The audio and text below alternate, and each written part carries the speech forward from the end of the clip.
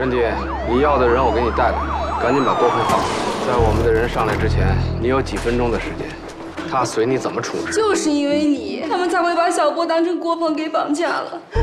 如果按照这个户型，我们大胆的推测的话，这应该是个老式的塔楼。不出意外的话，应该就是这。我们准备突进去。周先，听我说，不要往里闯，这是个陷阱。那这玩意儿的覆盖范围是多少？辐射的范围应该是3公里左右的半径。千万盯住，记住，时间差是关键。你怎么开车的你？你左转你不打灯啊？刘源打电话了，已经找到背窖号码，离支队只有不到3公里。他们要绑的是你儿子！安静别吵！如果你们还认为他会大发善心的话，我就只能在这儿给我弟弟收尸了。你也别乱想了，得多休息。你说的对，我是该休息。告诉洛西夏，小博要是有事儿，我让他儿子陪葬。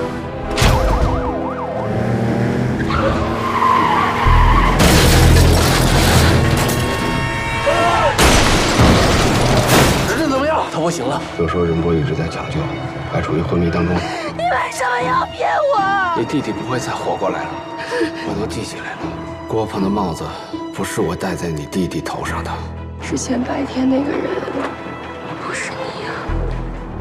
站住！往回来！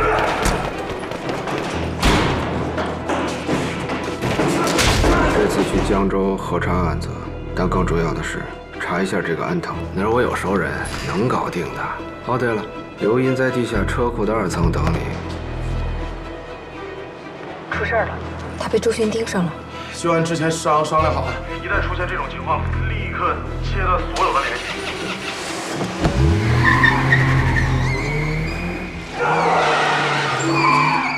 防走地铁站，同志队你叫增援。你现在赶紧回去，等我消息。到现在已经过了9个小时了，会不会他已经逃离这个区域了呀？不可能，除非他长翅膀了。哎，风，不好意思，要不是走投无路，也不会给你打电话。继续增加人手，就是挖第3池，要把他给我挖出来。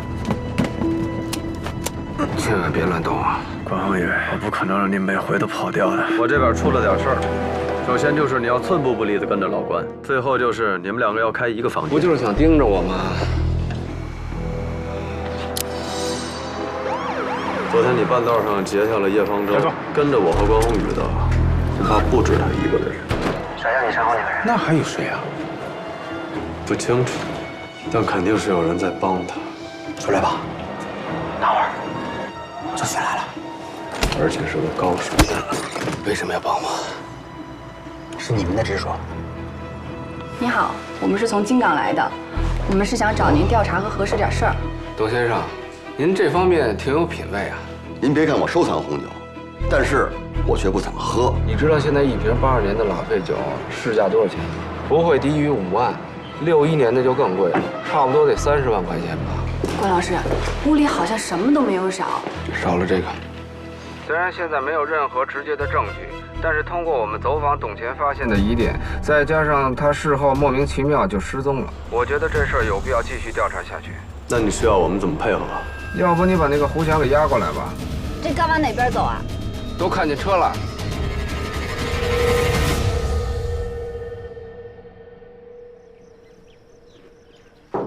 往这边。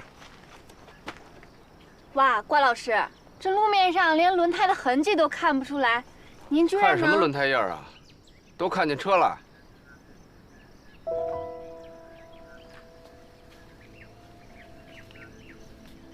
哎，关老师，车上没有发现任何不寻常的东西。不寻常的东西。就是指凶器啊、血迹，还有毒品什么的。红酒呢？什么红酒？当然是那瓶61年的拉菲。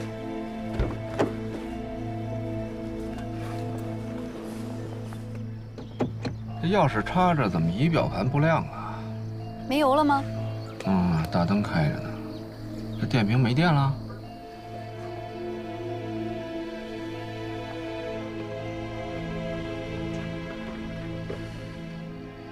也没人坐过。后备箱检查了吗？查过了，后备箱很空，只有随车配送的一些简易工具包，还有急救包什么的。哦，还有2瓶矿泉水。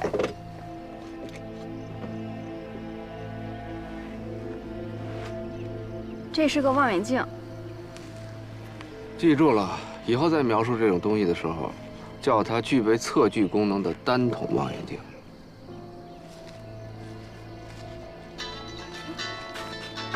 哎，马队长，对，就在设置路障旁边的山路右拐就到了。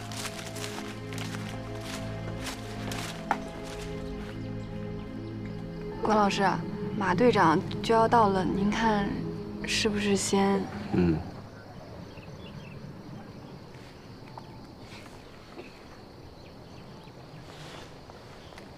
别碰焦距啊！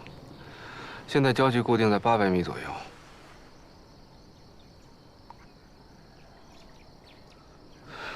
那您的意思是，董乾就站在这个位置上，拿着这个焦距调到800米的、具备测距功能的单筒望远镜，肯定是在山谷前800米的某个位置上，能看到些什么，对吧？你们警校教不教数学的？咱们现在所在的高度大概是100米左右。如果这800米算作三角形的斜边的话，那么底边的实际距离是730米左右。可是这样也不能说明咱们前方山谷里730米距离这条线就一定有些什么呀？没错，也不排除他跟咱们玩了一次没有保险锁的蹦极。这搜山啊是避免不了了。搜山？当然，既然他弃了车，就只剩下徒步跋涉和跳崖这2种选择。你不是说他没拿矿泉水吗？这人呐，走不远。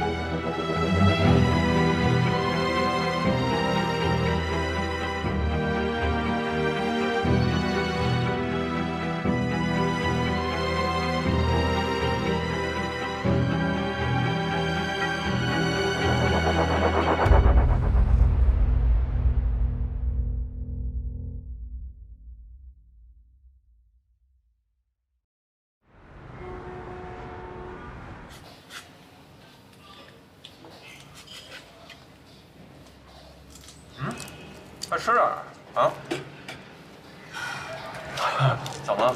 还有视线不好看？您还真是尊老爱幼啊！跟我吃顿饭连烟都不抽了。确实没顾得上啊。问你个问题啊，纯属八卦。你要想回答就回答，不想回答算啊。问吧，反正我已经吃饱了。你觉得关宏宇是被冤枉的？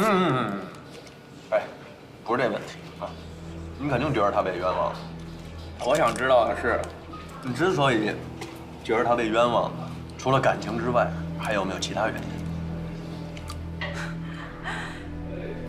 为什么问这个？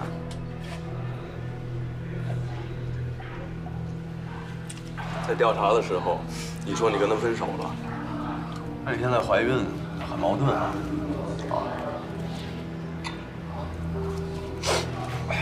海南，案件的第10页，你拿走的吧？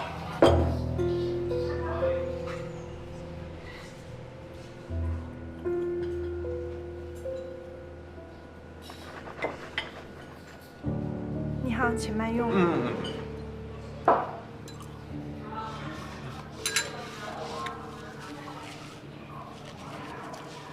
我不能说一定是你包庇他，但我想知道的是，你也好，老关也罢，你们是他最亲近的人，同时又都是刑侦人员，而且你们都这么确定他是被冤枉的。我只是希望你们能给我一点点除了感情和直觉之外，实实在在的理由。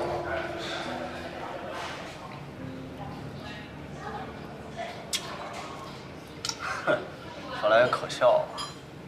唯一给了我一点线索和可能性，是关宏宇本人。本人？哎，你说我是信呢，我还是不信呢？你见过宏宇？哎，老关，你那边怎么样啊？那姓董的找着没？我说你怎么还在京港啊？我刚把申请交上几家，那得有时间批啊，是不是？而且持枪跨界押送犯人的，公安部是要点头的。我跟你说啊，这胡强早来晚来已经不重要了，你让亚楠接一下电话。哎呦喂，你怎么知道我们俩在一块儿的？废话，实验室小徐跟我说高主任去赴你的宴了，赶紧的，我有事要直接问他。行，得嘞，稍等啊。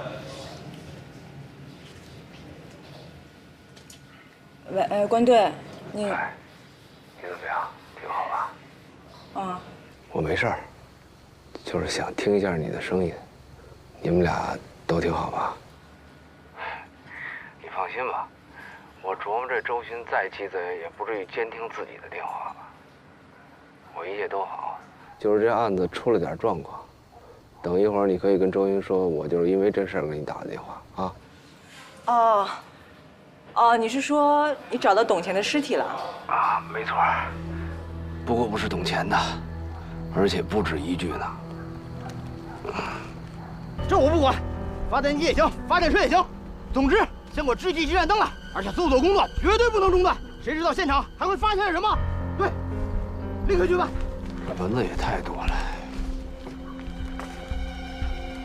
十分感谢二位啊，我这也是碰上10年不遇的大案子。局里现在已经成立专案组，全力破案。今天晚上看来也不会有什么太大的进展，不过至少可以把现场固定好。二位也辛苦一天了，这样，我先派人送二位回去休息。有什么情况，咱们明天再继续沟通，好不好？孙队，我们孙队，这地狱管辖的事儿就不说了，我们要找的是董钱，到现在还没找着呢。另外，如果这些尸体里包含我们京港的那个案犯所供述的受害人的话，也希望咱们市局能够跟我们共享一下这个案件的进展啊。不好意思，二位，接一电话。喂，听在的，我在山里听不清。喂，什么？这么就过来？关老师，这里不就是处于董钱用的那个具备测距功能的单筒望远镜定的焦距上的距离吗？你说会不会是董钱杀的他们呀？那您刚才肯定是暂时敷衍孙队长，我们还是会全力以赴地搜索到董钱，对吧？当然，那瓶61年的拉菲还没找着呢。在那个道上多注意安全。好了，哎，周队，哎，到了那边跟老关会合之后，先听老关的安排，我稍后就到。好。放心，我们一会儿就过去啊。然后那公安局那边申请。哎，亚楠，你都这样了，就别自己去了。江州那边有法医队。是有法医队，但是如果现场发现的尸体有呈白骨化的，至少是3到5年前的，再加上当地环境的影响，气温啊、湿度啊、植被啊、昼夜变化、生物环……行，不是我想贬低同行啊，在这方面的勘验水平上，咱们确实领先一筹。你可让小徐去呀。那好啊，小徐。啊。周队说那边的事儿全交给你了，你去吧。真的呀？啊？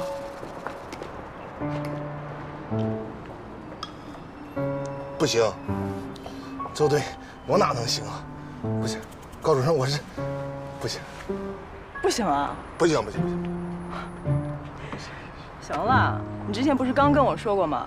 大家都是干刑侦的，干活吧。行吧啊，自己小心吧啊。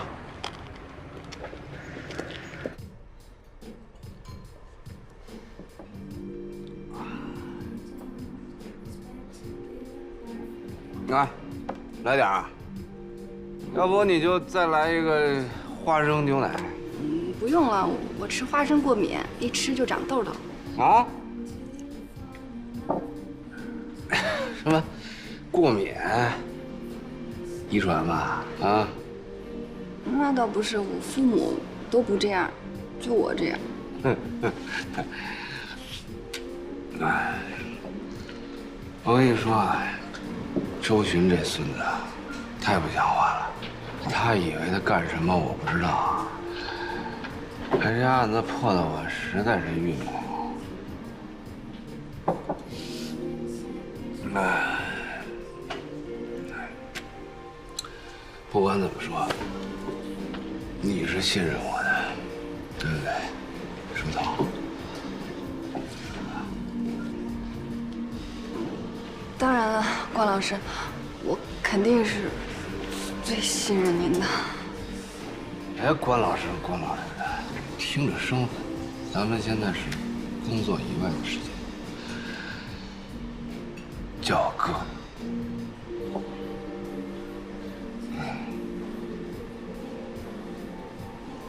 关老师，我一直有一件事儿想不明白。说。我一直觉得你有两副面孔。有的时候吧，我觉得您严肃认真，行事得体，特别像我的长辈还有老师。但有的时候，我觉得您更像一个普通人。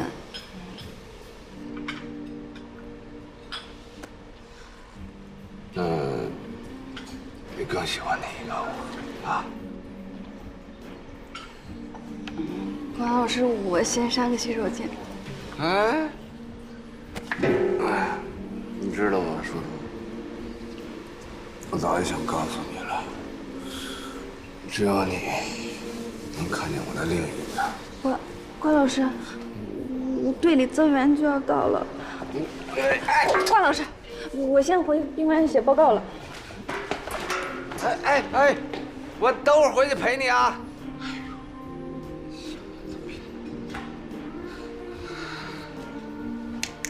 哎，再来瓶黑方。喂，老廖，啊，是我啊。嗨，别提了。今天晚上你当班吗？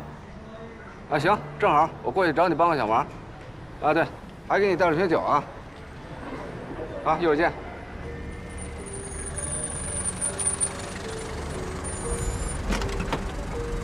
麻烦您南山。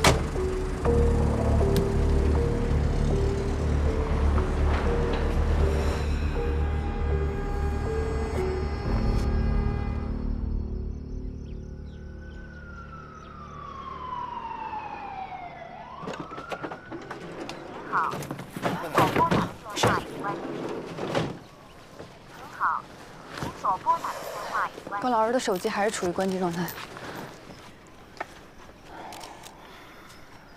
你俩昨天晚上怎么分开的？昨天晚上，你俩就是去了酒吧，去了，然后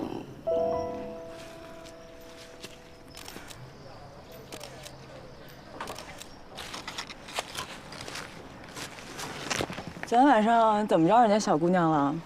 你看把人家害羞的。我不是让你别过来吗？怎么又来了？啊？关老师，周巡什么时候到啊？应该是今晚。好。赵倩，这是孙队。啊，孙队。管辖问题解决了吗？公安部已经做出了指认管辖的确认函，应该这2天就会过来。希望我们2市的刑警通力合作，早日破案。好的。哎，公安部有那么快吗？大家总不能白来吧？让周队圆个谎呗。小徐，干活吧。好嘞。你是不是昨天没休息好啊？这一圈儿。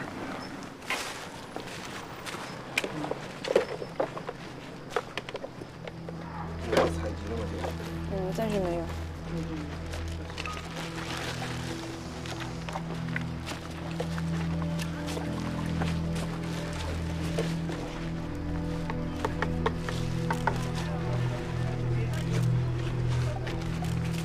么样？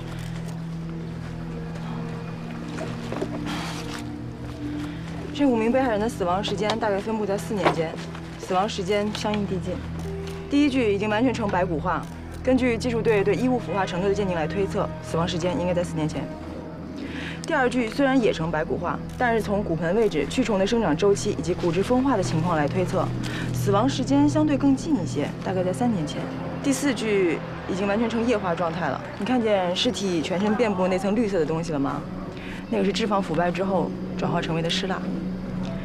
最近的这具相对还算新鲜，虽然遭到昆虫和野兽侵蚀的情况比较严重，但是从指甲脱落的情况来看，死亡时间不超过3周。哎，那中间这具呢？中间这具软组织已经风干了，而且你看，左侧颅骨有处凹陷。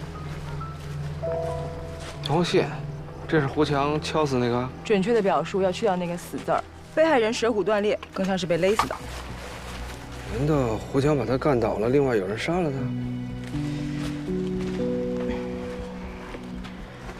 ？4年间5个人，咱们得会同江州警方查一下这些年的人口失踪记录。4年的失踪记录啊，这下可有的查了。所有的死者从骨骼判断全部都是男性，而且是16岁到20岁的青少年，都是小鲜肉。哎，朱学，朱学，我的意见是，现在的情况下，你最好别离开井冈。关宏宇是通缉犯，江州这边也得破案。咱们是刑侦支队，不是他关宏宇的专案组。再说这边有你，肯定没问题。啊。对了，叶方舟那边怎么样？那个混蛋呐，他离开支队就把手机号码给换了。拨打过他其他曾经用过的电话呢，也都停了。那你闺女的手机没停吧？哎，什么意思啊？老揪着这个？不是，你看看啊，叶方舟恰恰这个时候联系周书彤，不像是偶然。无论出于保护你女儿，还是查到叶方舟背后的秘密，我都建议你跟进一下。行，我先走了啊。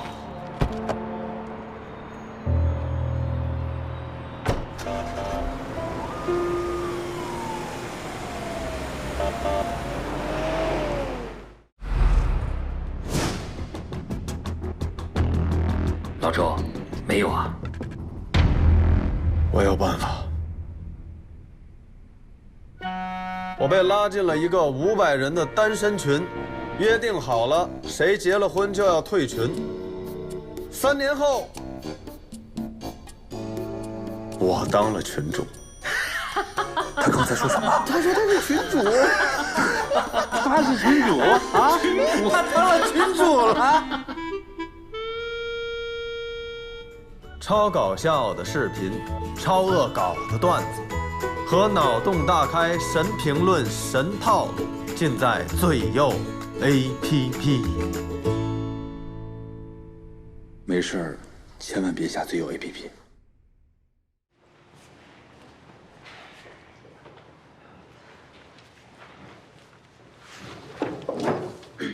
从走访江州职业技术学院的情况来看，董乾的口碑的确是中规中矩。老师们呢，大概都觉得他性格比较孤僻，不太喜欢跟人交往。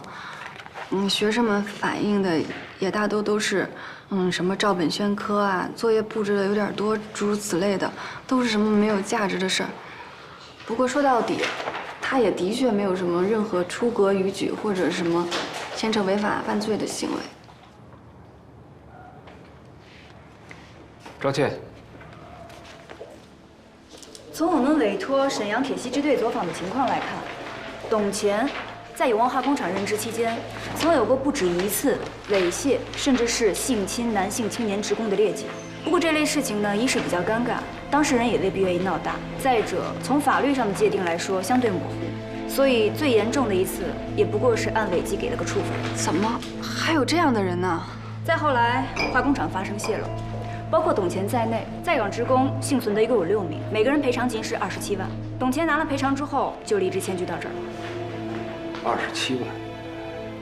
那他东华园小区的房子，我查过了，总共是42万6，房子是按揭买的，还有一半现在还没有付呢。月供多少？1800。他那辆车至少20-30万吧？那辆车也是贷款买的，月供是2000。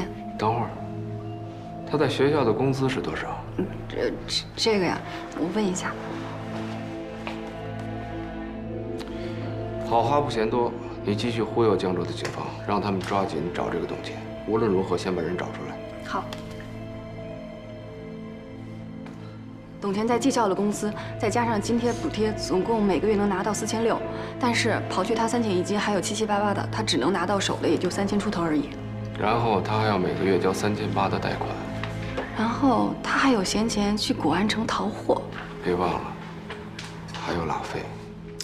照这么说，董钱真的是活得很奇怪啊。查清楚这个董钱除了工作之外还有别的收入来源没有，然后让沈阳警方配合走访一下他的父母，搞清楚他家庭的经济状况。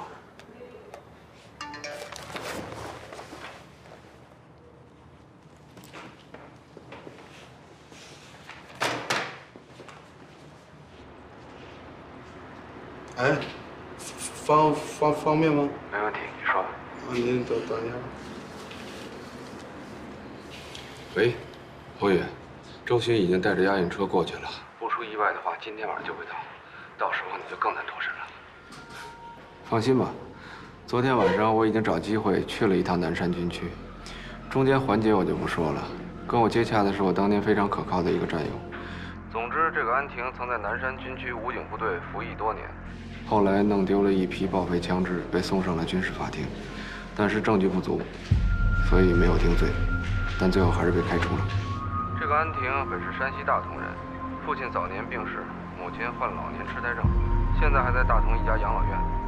她被部队开除之后行踪不明，据说是带了妹妹去京港发展。妹妹，在安婷服役期间，老太太大概是觉得孤单，领养过一个女孩，但在记录上查不到，好像也不姓安。那这个安婷的母亲姓什么？好像是姓赵。姓啥？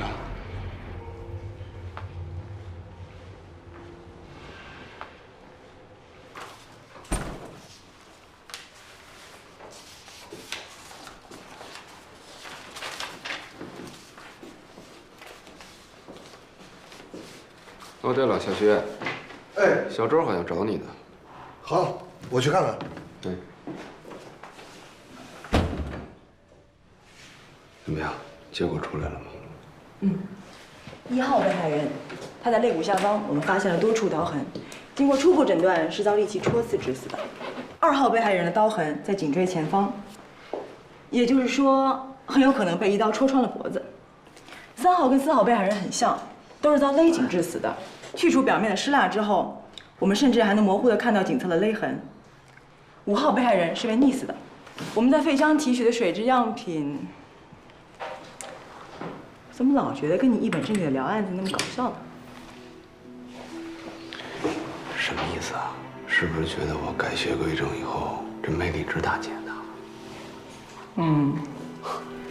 对了，关于死亡时间更确切的认定，我还需要去趟现场，找一些关于气温、湿度以及生物环境相关的检材。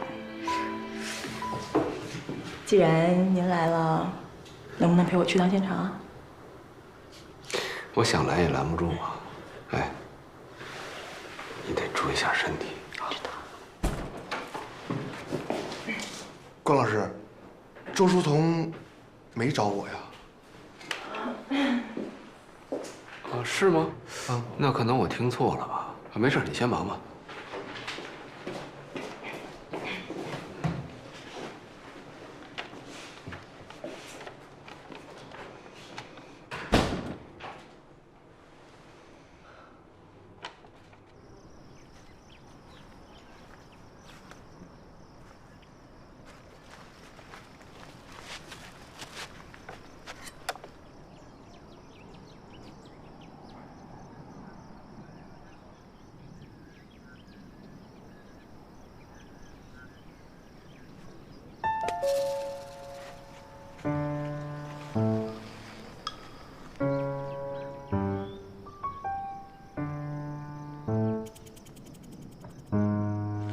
没事，没事，没事，没事。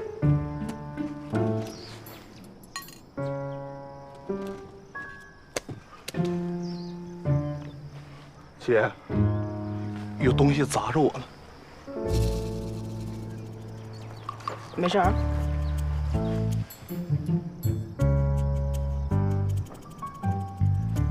谁？姐，我上个厕所。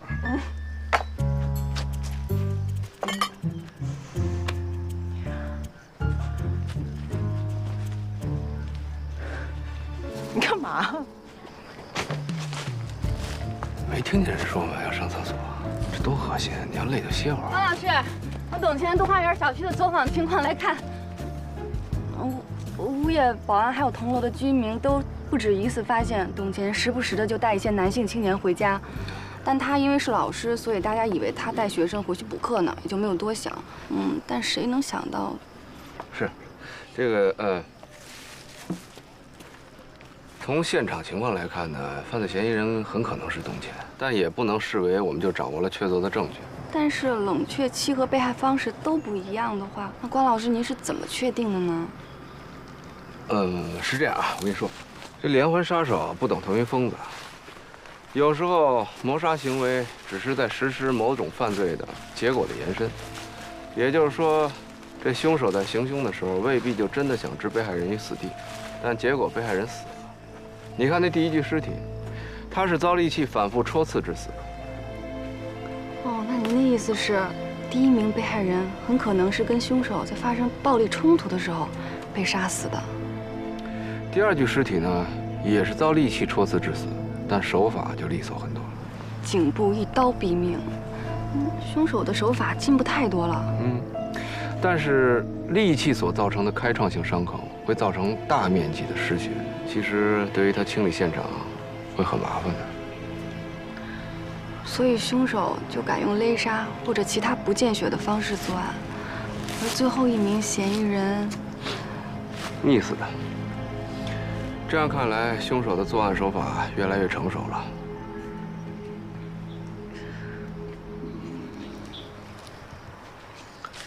关老师，昨天晚上。昨天晚上？你还好意思跟我说昨天晚上？哎，我喝大了，你人去哪儿了？你不管我呀？你跑哪儿去了？等我醒过来，我在街上飘了一宿，你知道吗？这天亮了我才赶过来的。你可真够仗义的。那关老师，那您是不是都不记得您昨天晚上说过什么了？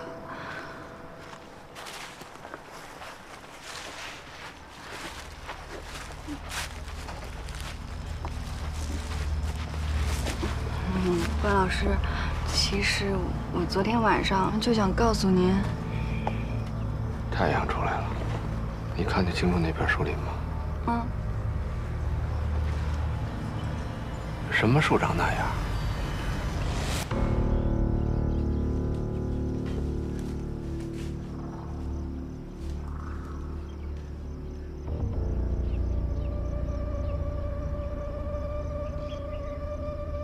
这就是董前。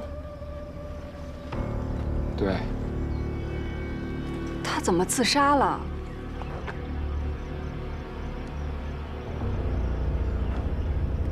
那边61年的红酒呢？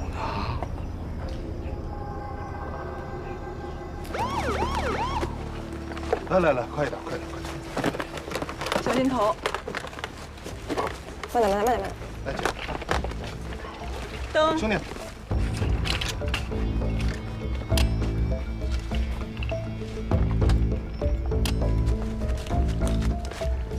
关老师，周队说还有1-2个小时就要到了，不过我们这边是不是要结案了？走吧，过去看看。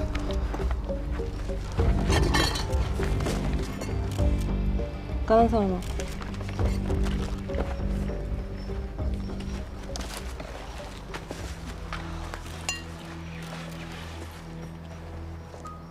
应该是自杀。应该是。不用那么咬字呀。从初步状况来看，没有发现与自杀相悖的证据，它是用拖车绳上吊的，绳索与勒痕相吻合，勒痕周围没有发现2次创伤，也就是说，董乾窒息死亡是一次性勒紧的结果。而且伤口中的纤维看上去和上吊所用的绳索材质差不多啊，不过这部分还需要技术队进一步去确认。最关键的是，在他脖颈勒痕伤口处前后左右的多处淤伤和外表皮擦伤的情形判断，完全符合上吊死亡的特征。手骨断裂，颈椎脱臼，下颌骨单侧脱臼。啊，另外，四肢肌肉扭曲的状况完全符合上吊后身体悬空挣扎的情形。他什么时候死的？应该是48小时之内。现在尸僵已经消失了，他全身上下都非常柔软，啊，和肝温显示的死亡时间也差不多。照你这么说，他确定是自杀了。啊，你这么一说，好吧，可能我刚刚的描述有点不太准确啊。我基本可以断定董乾是上吊死亡。至于有没有人拿枪指着他，垒好石头，系上绳索，然后再套在脖子上，一脚踢开这些支撑物，就不是我能告诉你的。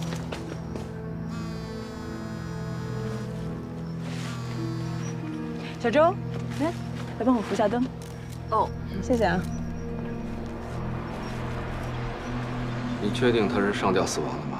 对，不过亚楠刚才也说了，光凭上吊死亡的认定啊，不能排除他杀的可能性。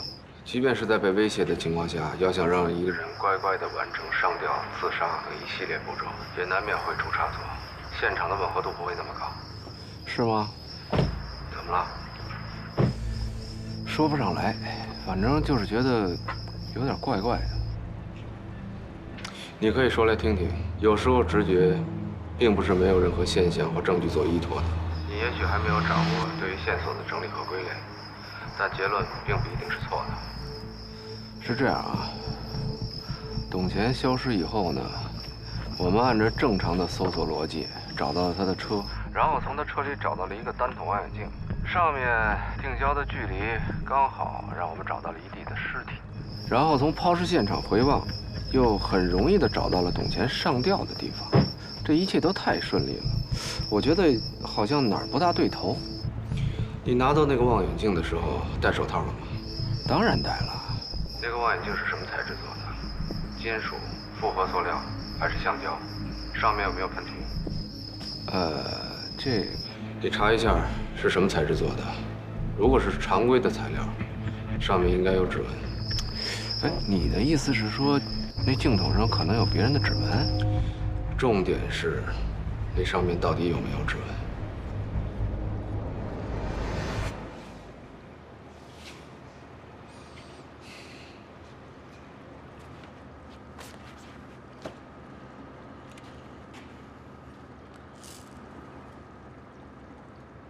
哎，带那么多东西干什么呀？轻装前进，知道吗？我就觉得，你说咱们去之前，是不是应该跟人打声招呼啊？宏宇特意支开周巡，就是为了缓解京港这边的压力。他要知道我去的话，肯定不会同意的。惹那个麻烦干什么？不，我就觉得我思前想后啊，你想不想听听我的意见？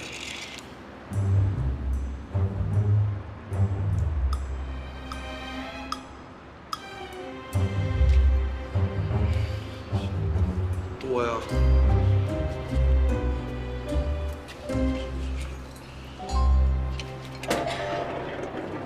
郭队，人压过来了，下来。保安放下，23，走。老关，哎呦，辛苦了，啊，亏了你和小柔过来，这才短短2天，这案子进展了一大块。没什么，不过队里要能拨出点经费，多给我们开一间房，我跟小周也能睡得踏实点，是吧？不是，什么情况？你们俩睡一间房？你这孩子你怎么回事啊？我电话里不跟你说的很清楚吗？让你给关队一个人开一个单间儿，你怎么回事啊？啊？可能没听懂他，怎么就不明白呢？你顺着排水管从阳台窗户那爬进来，就没发现卧室里有没有人？我们一般进到别人家之后，都是先去门口把门给反锁了，防止房东突然回来嘛。然后呢？我锁好门，往回走，我就看见一个小伙子从卧室那个方向就走出来了。他出来的时候穿的什么鞋啊？啊？我问你，他出来的时候穿的是拖鞋、皮鞋还是旅游鞋？他穿的拖鞋。我们俩打斗的时候，他因为穿拖鞋滑倒了，所以我有印象。接着说。然后我就从这儿，这个酒架上，拿了一个酒瓶子，使劲对着他的头打了几下。当时出了很多血，我有点吓懵了，我什么都没拿，打开门我就跑了。那瓶子碎了吗？碎了。在哪儿碎的？就在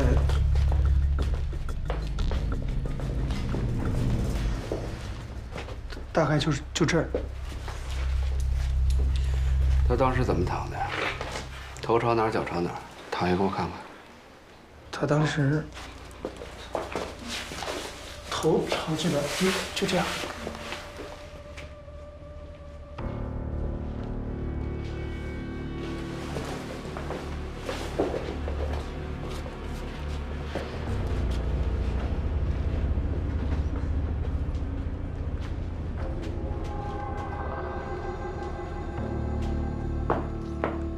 怎么着，老关？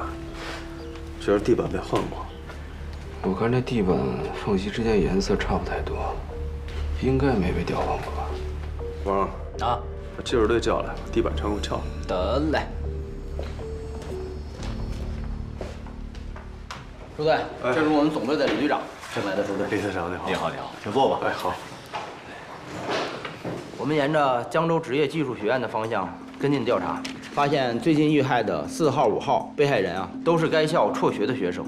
2位受害人生前都或多或少受到家庭的影响，导致耽误学业，平日里结交了许多的社会上的闲散人员。从东花园小区保存的监控视频里啊，我们已经查到了最后一名被害人和董乾共同进入东花园小区的记录，时间上和法医给的死亡时间基本上吻合。此外，我们也在对近些年这个范围特征内的失踪人口报案进一步筛查，相信很快就能锁定所有受害人的身份信息。周队，您这边啊，这儿，资料，我们在胡强指认的地板下面发现了血迹和红酒残留。他在2年前的9月15号入室行乞，并且伤害了1名男青年的犯罪事实已经被证实了。再联系咱们两边的法医对3号受害人的检验的情况来看呢，3号受害人和这个男青年很可能是同一个人，但是3号受害者是死于舌骨断裂，说白了吧，也就是被勒死的，并非胡强所为，应该另有其人，或者很可能是董乾干的。这儿。目前案件勾勒出来的大概情况是，董乾作为曾经在沈阳多次猥亵乃至是性侵多名男性青年的潜在犯罪分子，移至到江州以后，不止一次的诱骗辍学、无业，甚至是有类似境遇的青少年到自己家中实施性侵害。我们有理由相信，更多的受害人没有遭到杀害，只是没有报案。